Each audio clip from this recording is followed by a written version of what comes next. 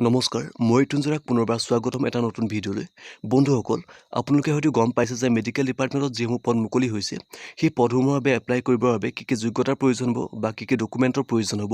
সেই বিষয়ে অলৰেডি আপোনালোকে গম পাইছে কিন্তু আমি যেতিয়া অনলাইন কৰিব ল'ম তেতিয়া আমাক এটা বিশেষ ডকুমেণ্টৰ প্ৰয়োজন হ'ব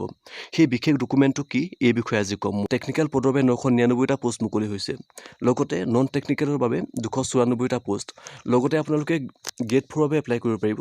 যাৰ মিনিমাম কোৱালিফিকেশ্যন হৈছে 8 পাছ বন্ধুসকল আপোনালোকে এই সকলোখিনি তথ্য এডভাৰটাইজত পাই যাব মই সেই বিষয়ে আপোনালোকক আজি নকওঁ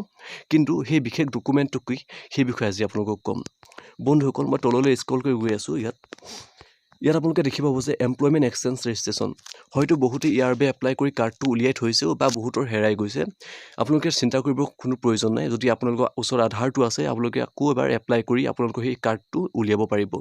এই বিশেষ কাৰ্ডটো যেতিয়া আপোনালোকে উলিয়াব তেতিয়া মন কৰিব যে সকলো নথিপত্ৰ আপুনি সম্পূৰ্ণকৈ দি কাৰ্ডটো এপ্লাই কৰিব বন্ধুসকল যেতিয়া অনলাইন ষ্টাৰ্ট হ'ব সাৰ্ভাৰ ডাউন থাকিব গতিকে কি কৰিব